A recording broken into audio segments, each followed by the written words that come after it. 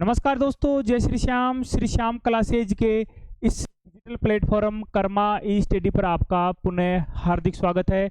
दोस्तों, मैं राकेश कुमार सहायक लेखाधिकारी के लिए लेकर आया हूं भारत के राज्यों का पुनर्गठन। दोस्तों, आज़ादी के बाद जो भारत के राज्य थे, जो राज्य बनाए गए थे, उन राज्यों में भाषा के आधार पर नए राज्य बनाने की मांग तेज गति से उठने लगी। देश में जगह जगह पर ऐसा माहौल पैदा हो गया था जो एक चिंता का विषय था। इस समस्या का निदान करने हेतु संविधान सभा के अध्यक्ष डॉक्टर राजेंद्र प्रसाद ने इलाहाबाद हाई कोर्ट के सेवानिवृत्त न्यायाधीश एस के धर श्याम कृष्ण धर के अध्यक्षता में 4 सदस्यीय एक आयोग बनाया गया।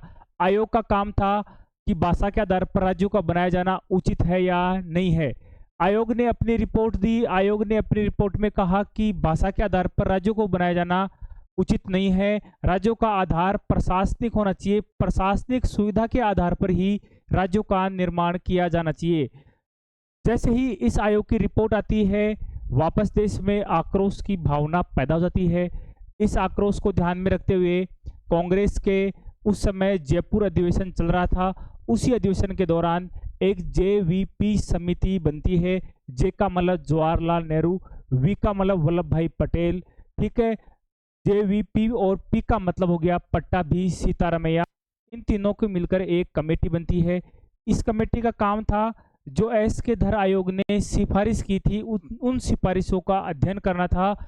कमेटी ने एस के धर आयोग की सिफारिशों का अध्ययन किया और उसे स्वीकार कर लिया। कमेटी जेवीपी कमेटी थी, उसने भी यही कहा कि राज्यों का निर्माण भाषा के आधार पर न होकर प्रशासनिक सुविधा के आधार पर ही किया जाना उचित होगा। जैसे ही इस कमेटी की रिपोर्ट आती है, मद्रास राज्य के तेलुगु भाषाई क्षेत्र में पोटी श्रीरामल्लू के नेतृत्व में एक बहुत ही बड़ा आंदोलन होता है। लगभग 58 दिन तक आमरण अनशन करने के बाद पोटी श्रीरामल्लू का निधन हो जाता है। ऐसे में देश की स्थिति गंभीर हो गई थी। दबाववश प्रधानमंत्री नेहरू जी ने तेलुगु भाषाई लोगों के लिए एक नए राज्य के गठन की स्वीकृति दे दी। ऐसी स्थिति में देश में भाषा के आधार पर बनने वाला पहला राज्य आपका आंध्र प्रदेश था। आंध्र प्रदेश भाषा के आधार पर बनने वाला देश का पहला राज्य था। ऐसा क्वेश्चन कई बार प्रतियोगी परीक्षाओं में सीधा पूछते हैं। आंध्र प्रदेश का गठन कब होता है? आंध्र प्रदेश का गठन 1 अक्टूबर 1953 को होता है, ठीक है। इसके बाद में अन्य राज्यों में भी भाषा के आधार पर नए राज्य बनाने की मांग उठने लगी। जैसे बात करें आपके महाराष्ट्र की, तो महाराष्ट्र में गुजराती बोलने वाले और मराठी बोलने वाले दोनों में यही विरोध वापस पैदा हो गया। उस समय मुंबई नाम से एक ही राज्य था जिसमें गुजरात भी शामिल था, ठीक है। ऐसे ही पंजाब और हरियाणा दोनों मिलाकर पंजाब ही थे। पंजाब में पंजाबी बोली जाती थी, हरियाणा में हिंदी और हरियाणवी बोली जाती थी। वहाँ भी भाषा का विभेद हो गया। लोगों में नए राज्य बनाने की मांग ज्वलंत रूप से बढ़ने लग गई। ऐसी स्थिति में एक राज्य पुनर्गठन आयोग का गठन केंद्र सरकार द्वारा 1953 में किया गया। राज्य पुनर्गठन आयोग के अध्यक्ष थे फजल अली। इसके 2 सदस्य थे, एम फणिकर और हृदयनाथ कुंजरू। जो हृदयनाथ कुंजरू थे, ये राजस्थान से थे, ठीक है। राज्य पुनर्गठन आयोग ने जुलाई 1956 में अपनी रिपोर्ट दी। रिपोर्ट के आधार पर 14 राज्य और 6 केंद्र शासित प्रदेश स्थापित किए गए, ठीक है दोस्तों। तो आपसे पूछे, राज्य पुनर्गठन आयोग की सिफारिश के आधार पर भारत में कितने राज्य बनते हैं? तो 14 राज्य और 6 केंद्र शासित प्रदेश बनते हैं, ठीक है। ए ग्रेड के राज्य, सी ग्रेड के राज्य, ऐसे ग्रेड के राज्यों को समाप्त कर दिया जाता है। एक ही कैटेगरी के राज्य होते हैं, ठीक है। इसके बाद में बात करते हैं फ्रांस की। दोस्तों, उस समय जब भारत आज़ाद हुआ था, उसके बाद भी पांडिचेरी, यन्नाम, चंद्रनगर और कराईकल, ये अब भी फ्रांस की सरकार के अधीन थे। फ्रांसीसी बस्तियों के रूप में भारत के पास सीमाओं पर स्थित थे। जो क्या था, भारत की संप्रभुता के लिए क्या था, खतरा था। लेकिन फ्रांस ने भारत के साथ संधि कर ली और संधि में हस्ताक्षर हो गए। उसके बाद ये इलाका पांडिचेरी संघ राज्य क्षेत्र के रूप में भारत में शामिल कर लिया गया। चंद्रनगर आपके पश्चिम बंगाल में शामिल हो गया। नेक्स्ट बात करते हैं गोवा और दमन द्वीप की। दोस्तों बात है गोवा दमन द्वीप की। यहाँ पर पुर्तगाल का शासन था। पुर्तगाल की सरकार से कई बार भारतीय सरकार ने ये क्षेत्र सौंपने के लिए कहा, लेकिन उन्होंने मना कर दिया। ऐसी स्थिति में दिसंबर आपकी बात करें 1961 की, 1961 में भारतीय सेनाओं ने, तीनों सेनाओं ने एक साथ आक्रमण कर दिया। ठीक है, इस आक्रमण के बाद पुर्तगालियों ने भारत के साथ समझौता करा और जो गोवा दमन द्वीप था वह भारत का हिस्सा बन गया। आपसे प्रतियोगी परीक्षाओं में ये क्वेश्चन पूछा जाएगा कि ऑपरेशन विजय का संबंध किससे है। ऑपरेशन विजय क्या था? तीनों सेनाओं का एक संयुक्त प्रयास था जिसके माध्यम से आपके गोवा दमन द्वीप को पुर्तगालियों से आज़ाद कराकर भारत के साथ शामिल कराया गया था। और 19 दिसंबर 1961 को गोवा दमन द्वीप को भारत का हिस्सा बना लिया गया था। और 12वें संविधान संशोधन के माध्यम से गोवा दमन द्वीप को भारतीय जो अनुसूची फर्स्ट है उसमें शामिल कर लिया गया था। अनुसूची फर्स्ट में सभी राज्य और संघ शासित क्षेत्र हैं उनका उल्लेख है। ठीक है, वर्तमान में बात करें प्रथम अनुसूची। ठीक है, प्रथम अनुसूची में 28 राज्य और 8 संघ राज्य यानी केंद्र शासित प्रदेश हैं। अब बात करते हैं क्षेत्रीय परिषद की। तो दोस्तों क्षेत्रीय परिषद की स्थापना कहाँ से होती है? ये नया शब्द कहाँ से आता है? यह कहीं संविधान में लिखा हुआ गया था? नहीं, संविधान में नहीं लिखा हुआ था। जो राज्य पुनर्गठन आयोग था जो फजल अली की अध्यक्षता में गठित किया गया था, उसी की सिफारिश के आधार पर क्षेत्रीय परिषद का गठन किया गया है। क्षेत्रीय परिषद जो केंद्र और राज्य हैं या राज्य हैं, पास के राज्य हैं, एक ही दिशा के राज्य हैं, पूर्वी राज्य, उत्तरी राज्य, पश्चिमी राज्य, ऐसे राज्य हैं, उनमें आपसी तालमेल बना रहे, केंद्र के साथ तालमेल बना रहे, किसी प्रकार का भेदभाव नहीं हो, किसी प्रकार का गिला शिकवा नहीं हो, ऐसी स्थिति में क्षेत्रीय परिषद गठित की गई थी। प्रारंभ में 5 क्षेत्रीय परिषदें गठन किया गया था। गठन का अधिकार राष्ट्रपति को दिया गया था। राष्ट्रपति के द्वारा ही इन 5 क्षेत्रीय परिषदों का गठन किया गया था। परिषदों के अध्यक्ष केंद्रीय मंत्री होते हैं। ये केंद्रीय मंत्री केंद्रीय गृह मंत्री तथा या तो केंद्रीय गृह मंत्री या राष्ट्रपति द्वारा मनोनीत होते हैं। मतलब जो परिषद हैं, 5 क्षेत्रीय परिषद हैं, उनके प्रमुख या अध्यक्ष कौन होंगे? केंद्रीय मंत्री होंगे, जिनका चयन या तो केंद्रीय गृह मंत्री करेगा या राष्ट्रपति करेगा। ठीक है, उनके द्वारा मनोनीत होंगे। और जिन राज्यों को मिलाकर ये क्षेत्रीय परिषद बनेगी वहाँ के मुख्यमंत्री उपाध्यक्ष होंगे। उनमें से एक मुख्यमंत्री क्या होगा? उपाध्यक्ष होगा। जैसे बात करें उत्तरी क्षेत्रीय परिषद, उत्तरी क्षेत्रीय परिषद में पंजाब, हरियाणा, हिमाचल प्रदेश, राजस्थान, जम्मू कश्मीर, लद्दाख, चंडीगढ़ और दिल्ली शामिल है। तो यहाँ से रोटेशन वाइज हर साल एक राज्य का मुख्यमंत्री क्या होगा? उपाध्यक्ष होगा। ठीक है, जो प्रतिवर्ष बदलते रहते हैं। इम्पोर्टेंट यह है कि केंद्र, इसका उद्देश्य क्या था? उद्देश्य था केंद्र और राज्यों के संबंधों को सुधारने की महत्वपूर्ण भूमिका निभाना। ठीक है, राज्य और राज्य आपस में, राज्यों में किसी प्रकार का परस्पर तालमेल बना रहे, किसी प्रकार का तनाव नहीं हो, उसे बनाए रखना भी इसका मुख्य उद्देश्य था। क्षेत्रीय परिषद को 1956 ईस्वी के राज्य पुनर्गठन अधिनियम के तहत स्थापित किया गया था। आपसे पूछे क्षेत्रीय परिषद हैं, उनका गठन की सिफारिश किस आयोग ने की थी? तो राज्य पुनर्गठन आयोग ने की थी। इसी आयोग की सिफारिश के माध्यम से आपके क्षेत्रीय परिषदों की स्थापना होती है। अब क्षेत्रीय परिषद क्या हो गई? एक विधि द्वारा बनाई गई संस्था है, इसलिए क्या कहलाएगी? ये सांविधिक कहलाएगी, कानूनी निकाय कहलाएगी। संविधान में कहीं भी इसका उल्लेख नहीं है, इसलिए यह संवैधानिक निकाय नहीं है, गैर संवैधानिक है। कैसा है? गैर संवैधानिक है, संवैधानिक निकाय नहीं है। ये क्या है? एक सांविधिक है, विधि द्वारा निर्मित है, कानून द्वारा निर्मित है। तो दोस्तों अब बात करते हैं जो 5 क्षेत्रीय परिषद राज्य पुनर्गठन आयोग की सहमति के आधार पर, सिफारिश के आधार पर गठित की गई थी, उनमें कौन कौन सी हैं? पहली क्षेत्रीय परिषद है आपकी उत्तरी क्षेत्रीय परिषद।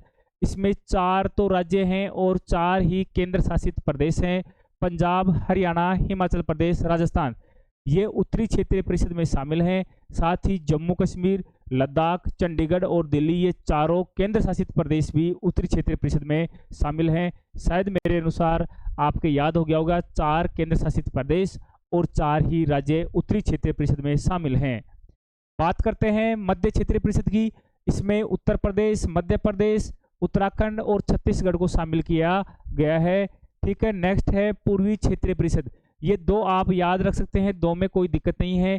पूर्वी की बात करते हैं तो पूर्वी क्षेत्र है, उसका सारा हिस्सा इसमें आ जाता है। ये आ गया आपका बिहार, ये पश्चिम बंगाल, उड़ीसा है आपका, झारखंड है, और बाद में 7 सिस्टर्स हैं आपका, सिक्किम है। ठीक है, इन सबको मिलाकर कुल कितने हो गए आपके, 12 राज्य पूर्वी क्षेत्रीय परिषद में शामिल हैं। नेक्स्ट बात करते हैं पश्चिमी क्षेत्रीय परिषद की। पश्चिम क्षेत्रीय परिषद में गुजरात, महाराष्ट्र, गोवा राज्य, साथ ही दमन दीव, नगर हवेली भी केंद्र शासित प्रदेश के रूप में शामिल हैं। बात करते हैं नेक्स्ट दक्षिणी क्षेत्रीय परिषद की। तो दक्षिणी राज्य इसके अंतर्गत शामिल हैं। ठीक है दोस्तों, तो ये राज्यों की संख्या हल्की सी जो मैंने बताई थी वो याद कर लेना। साथ ही आपको पता होना चाहिए उत्तर में कौन है, दक्षिण में कौन कौन से राज्य शामिल हैं। अधिकतर इनका क्वेश्चन पूछा नहीं जाता है, इनके मुख्यालय को लेकर जरूर क्वेश्चन पूछे जाते हैं। कौन सी परिषद का मुख्यालय कहाँ है, तो उत्तरी क्षेत्रीय परिषद का प्रमुख क्षेत्र कौन सा है, नई दिल्ली है, इसलिए नई दिल्ली उसका क्या है, मुख्यालय है। ठीक है, मध्यवर्ती क्षेत्रीय परिषद का कहाँ है, इलाहाबाद है। पूर्वी क्षेत्रीय परिषद का मुख्यालय कहाँ है, कोलकाता में है। ऐसे ही पश्चिमी क्षेत्रीय परिषद का मुख्यालय कहाँ है, बम्बई में है।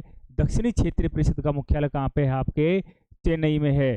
ठीक है, तो ये प्रमुख क्षेत्र कौन से हैं, बड़ी सिटी हैं, मेट्रोपोलियन सिटी हैं, उनको ही क्या बनाया गया है, मुख्यालय बनाया गया है। ठीक है, नेक्स्ट है पूर्वोत्तर परिषद। पूर्वोत्तर परिषद का बाद में संसदीय अधिनियम के माध्यम से 1971 में गठन किया गया था।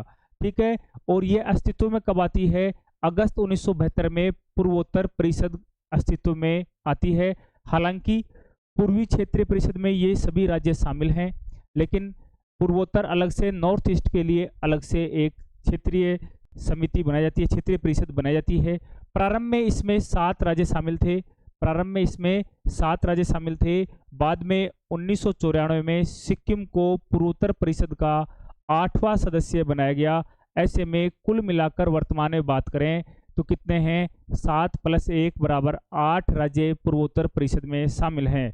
दोस्तों, आपको ये नक्शा दिख रहा होगा, इस नक्शे में शामिल सभी क्षेत्र पूर्वोत्तर परिषद में शामिल हैं। ये है आपका बांग्लादेश, ये है आपका बांग्लादेश। ठीक है, मेघालय, असम, अरुणाचल प्रदेश, नागालैंड, मणिपुर, मिजोरम, त्रिपुरा, ठीक है, ये सभी, और सिक्किम, ये सभी क्या हैं, आपके पूर्वोत्तर परिषद में शामिल हैं। ठीक है, ये आपका आ गया सिक्किम, ये भूटान है ही। ठीक है, सिक्किम के अतिरिक्त देखो इसमें जो 8 राज्य हैं उनमें से अगर सिक्किम को निकाल दें तो बाकी सभी को क्या कहते हैं, 7 सिस्टर्स के नाम से जाना जाता है, 7 बहनों के नाम से जाना जाता है। ये क्वेश्चन कई बार प्रतियोगी परीक्षा में पूछा जाता है, 7 सिस्टर्स में कौन सा राज्य शामिल नहीं है, तो सिक्किम को 7 सिस्टर्स नाम से जो राज्यों के नाम हैं उसमें सिक्किम को शामिल नहीं किया गया है। ऐसे मान लो सिक्किम को हटा दो और बाकी सभी क्या हैं, 7 सिस्टर्स हैं, 1 2 3 4 5 6 7। ठीक है, ये सब क्या हैं, 7 सिस्टर्स हैं। सिक्किम को इसका हिस्सा नहीं माना गया है, 7 सिस्टर्स में शामिल नहीं किया गया है। ठीक है दोस्तों, यहाँ तक था आपका क्षेत्रीय परिषद के बारे में। अब बात करते हैं भारतीय नागरिकता। भारत में नागरिकता के क्या प्रावधान है, कौन से अनुच्छेद में शामिल है, वर्तमान में नागरिकता कैसे प्राप्त कर सकते हैं, नागरिकता समाप्ति कैसे हो सकती है, उन सब के बारे में अध्ययन इसमें हमें करने को मिलेगा। भारतीय संविधान के भाग 2, भारतीय संविधान की अगर बात करें तो भारतीय संविधान के भाग 2 के अनुच्छेद 5 से 11 तक भारतीय नागरिकता के बारे में प्रावधान है। दोस्तों, इसके बारे में आपको पहले ही बता दिया गया है, भारत में एकल नागरिकता है। एकल नागरिकता को 2 अर्थों में आप समझ सकते हैं। एकल नागरिकता का मतलब है भारत में एक सिंगल सिटीजनशिप है, हम सब क्या हैं, भारतीय हैं। ऐसे नहीं है कि वो राजस्थान की नागरिकता अलग से है, बिहार की नागरिकता अलग से है, राज्यों की अलग से कोई नागरिकता नहीं है, केवल केंद्र की मतलब पूरे देश की ही नागरिकता मानी जाएगी। ठीक है, साथ ही एकल नागरिकता का दूसरा अर्थ ये है, अगर कोई नागरिक, भारतीय नागरिक दूसरे देश की नागरिकता स्वीकार कर लेता है तो वो भारत का नागरिक नहीं रहता है। मतलब दोहरी नागरिकता उस अर्थ में भी ले सकते हैं, एक बार में एक देश का, एक ही मतलब भारतीय नागरिक दूसरे देश का नागरिक नहीं हो सकता, एक बार में एक देश का नागरिक ही रह सकता है। ठीक है, तो एकल नागरिकता का प्रावधान दो अर्थों में आपके समझ में आ गया होगा। उसके बाद में बात करते हैं प्रथम भारतीय नागरिकता अधिनियम कब का है, तो 1955 का है। प्रथम भारतीय नागरिकता अधिनियम किस कब का है, 1955 का है। 1955 के भारतीय नागरिकता अधिनियम के आधार पर निम्नानुसार भारतीय नागरिकता प्राप्त की जा सकती है। सबसे पहले है जन्म के आधार पर। अगर आपका जन्म कहाँ होता है, संविधान लागू होने के बाद। संविधान लागू कब होता है, 26 जनवरी 1950। उसके बाद में आपका जन्म अगर भारतीय भूमि में होता है तो आप भारत के नागरिक कहलाओगे। इसका अपवाद है जो विदेशी राजपूत कहाँ रहते हैं, भारत में रहते हैं। कोई विदेशी अगर घूमने आए हैं, यहाँ बच्चा हो गया, उसे भारतीय नागरिकता नहीं मिलेगी। कुछ देशों में क्या है, अगर वहाँ पैदा हो जाता है तो उसे नागरिकता मिलती है। वंश परंपरा द्वारा नागरिकता। भारत के बाहर अन्य देश में 26 जनवरी 1950 के पश्चात जन्म लेने वाला व्यक्ति भारत का नागरिक माना जाएगा यदि उसके जन्म के समय उसकी माता या पिता में कोई क्या था, एक भारतीय था। पहले पिता को ही माना जाता था, लेकिन 1992 में नागरिकता संशोधन अधिनियम हुआ, उसमें माता या पिता दोनों में कोई भी अगर भारतीय नागरिक है और उनके संतान होती है तो उसे भारतीय नागरिक माना जा सकता है। ठीक है, ये कब से प्रावधान हुआ है, माता को कब से माना गया है, 1992 से माना गया है। ठीक है, पहले क्या था, विदेश में अगर कोई जन्म ले लेता है और पिता अगर भारतीय तब ही उसे भारतीय नागरिकता मिलती थी, माता अगर भारतीय है तब नहीं मिलती थी। लेकिन नागरिकता संशोधन अधिनियम 1992 में यह प्रावधान कर दिया गया है। देशीयकरण द्वारा नागरिकता। देशीयकरण का मतलब है अगर 10 साल तक, अगर 10 साल तक, 10 साल तक, 10 को कैसे लिखते हैं, 10, ये क्या है भाई, द और से, ये भी क्या है, द और से। तो देशीयकरण के द्वारा नागरिकता कब मिलेगी, जब 10 साल तक भारत में रहेंगे। ठीक है, अब बात करते हैं पंजीकरण द्वारा नागरिकता। पंजीकरण में क्या है, 5 साल, 5 साल भारत में रहना होता है। तो प और जय च एक ही बात है, प और जय या च, 5 साल। ठीक है, 5 साल भारत में रहना पंजीकरण के माध्यम से नागरिकता प्राप्त करने का तरीका है। भूमि विस्तार द्वारा, अगर मान लो कुछ इनक्लेव, जैसे हाल ही में हमने देखा था 100वां संविधान संशोधन है, जिसमें क्या था, कुछ बांग्लादेश का हिस्सा हमारे हिस्से में आ गया था, हमारे हिस्से का कुछ हिस्सा कहाँ चला गया था, बांग्लादेश चला गया था। ऐसी स्थिति में वहाँ रहने वाले नागरिक, ठीक है, उन्हें भारत की नागरिकता प्राप्त हो जाती है। ठीक है, तो ऐसे में ऐसा भूभाग जो भारत में शामिल हो जाता है तो वहाँ के नागरिकों को स्वतः ही भारत की नागरिकता प्राप्त हो जाती है। तो भूमि विस्तार द्वारा, तो ये थे 5 प्रावधान जिनके माध्यम से नागरिकता प्राप्त कर सकते हैं। एक तो माता पिता अगर भारतीय तब, जन्म के आधार पर, पंजीकरण के आधार पर, देशीयकरण के आधार पर, भूमि विस्तार के आधार पर, ठीक है, नागरिकता प्राप्त की जा सकती है। ठीक है, भारतीय नागरिकता संशोधन अधिनियम के माध्यम से में कई बदलाव आपके 1955 के अधिनियम में हुए थे। अब भारत में जन्मे केवल उस व्यक्ति को ही नागरिकता प्रदान की जाएगी जिसके माता पिता में एक क्या है, भारत का नागरिक है। ठीक है, पंजीकरण की बात है। पंजीकरण के माध्यम से नागरिकता लेने के लिए कम से कम 5 वर्ष भारत में रहना होगा। पहले ये अवधि क्या थी, 6 माह थी। ठीक है, देशीयकरण के माध्यम से नागरिकता, पहले ये अवधि 5 वर्ष थी, उसे बढ़ाकर कितना कर दिया है, 10 वर्ष कर दिया है, द से। ठीक है, नागरिकता का अंत, भारतीय नागरिकता का अंत किस प्रकार हो सकता है, तो इसके कई प्रकार हैं। देखो, एक तो क्या है, नागरिकता का परित्याग करने से। अगर किसी को भारत की नागरिकता प्राप्त है और वह किसी अन्य देश की नागरिकता प्राप्त कर लेता है और भारत की नागरिकता का त्याग कर देता है, तब उसे भारतीय नागरिकता से हटाया जा सकता है। ठीक है, किसी अन्य देश की नागरिकता स्वीकार करने पर, ठीक है, वो अगर कोई व्यक्ति है भारतीय नागरिक है, अन्य देश की नागरिकता स्वीकार कर लेता है तो भारत की नागरिकता समाप्त हो जाती है, क्योंकि भारत में एकल नागरिकता है। अगर अन्य देश की नागरिकता स्वीकार कर लेता है तो भारत का नागरिक वो नहीं रहता है। ठीक है, सरकार द्वारा नागरिकता छीनने पर सरकार भी कई बार व्यक्तियों की नागरिकता छीन सकती है। जब भारतीय नागरिक किसी दुश्मन देश के साथ भारत के विरोधी गतिविधियों में शामिल हो जाए, ठीक है, भारत के खिलाफ विभिन्न प्रकार की घटनाक्रमों को अगर जन्म देता है, ठीक है, देश विरोधी गतिविधियों में शरीक रहता है, तो भारत की नागरिकता से उसे मुक्त किया जा सकता है। यह कार्य भारत सरकार ही कर सकती है। यह प्रावधान, ये शक्ति केवल भारत सरकार को ही प्राप्त है, राज्यों को प्राप्त नहीं है।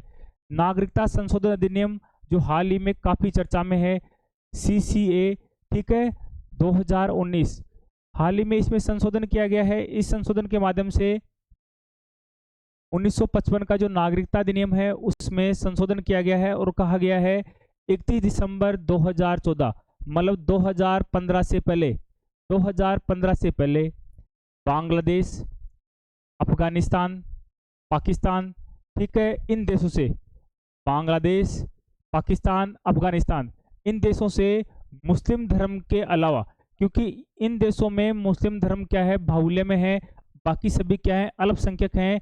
अगर इन देशों से भागकर कोई हिंदू, बौद्ध, सिख, जैन, पारसी, ईसाई, कुल कितने हो गए, 1 2 3 4 5 6, इन 6 धर्मों के लोग इन 3 देशों से, जो भारत के पड़ोसी देश हैं और मुस्लिम देश हैं, वहां से भागकर या वहां से पलायन करके भारत में आ गए।